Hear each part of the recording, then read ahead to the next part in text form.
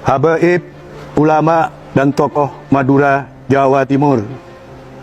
Assalamualaikum warahmatullahi wabarakatuh.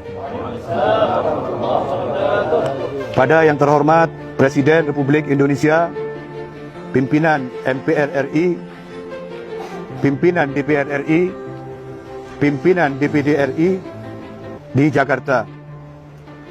Segala puji bagi Allah Subhanahu wa Ta'ala, Tuhan alam semesta. Salawat dan salam senantiasa tercurahkan kepada baginda Nabi besar Muhammad sallallahu alaihi wasallam.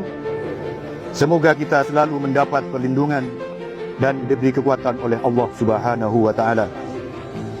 Sehubungan dengan disahkannya Undang-Undang IKN dalam rapat paripurna DPR RI tanggal 18 Januari 2022 yang proses pembahasannya sangat singkat dan terbatas, sehingga Undang-Undang IKN ini dinilai cacat prosedural oleh berbagai kalangan. Maka kami, habaib, ulama dan tokoh masyarakat Madura sangat perlu menyampaikan beberapa hal sebagai berikut. 1. Jakarta yang sejak kerajaan Pajajaran bernama Sunda Kelapa merupakan kota pelabuhan strategis dan menjadi jantung pemerintahan dari zaman ke zaman.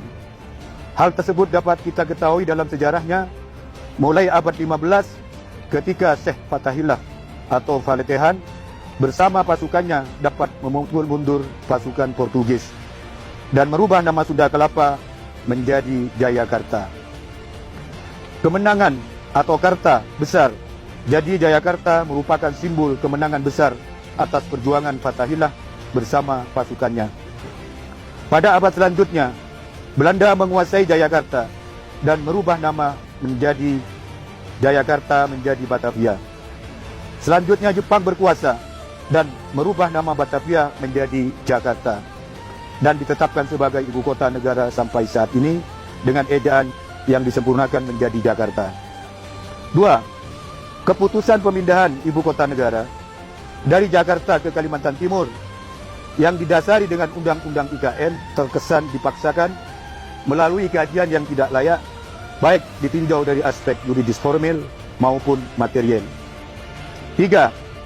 Perpindahan IKN membutuhkan biaya yang tidak sedikit, sebagaimana klaim pemerintah akan menelan anggaran ribuan triliun rupiah. Hal ini tentu saja akan membebani APBN dan berdampak serius pada keuangan negara serta ekonomi rakyat Indonesia, karena saat ini Indonesia sedang dihadapkan dengan utang yang mencapai ribuan triliun, belum lagi pendapatan negara lebih besar atau lebih besar pengeluaran daripada pendapatan. Dalam rapat dengar pendapat DPR RI, sebagian dana tersebut akan diambilkan dana PEN, akan diambilkan dari dana pemulihan ekonomi nasional seperti untuk pandemi COVID yang melanda negeri ini. 4. Pemindahan IKN diduga merupakan proyek yang syarat kepentingan para pemilik modal atau oligarki, serta adanya indikasi kuat keterlibatan pihak asing dalam proyek tersebut yang bisa menyebabkan kerugian besar bagi Indonesia, bukan hanya dari aspek ekonomi tapi juga ancaman kedaulatan negara kesatuan Republik Indonesia.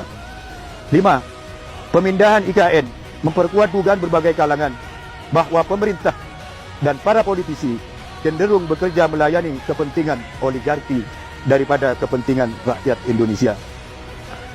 Berdasarkan beberapa pertimbangan di atas, kami, habaib, ulama, tokoh masyarakat Madura menyatakan sikap sebagai berikut.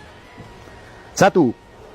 Agar pemerintah RI hendaknya memprioritaskan penyelesaian krisis nasional daripada pemindahan ibu kota negara baru. 2. Menolak pemindahan ibu kota negara baru dan meminta kepada pemerintah dan DPR RI untuk segera mencabut Undang-Undang IKN tersebut.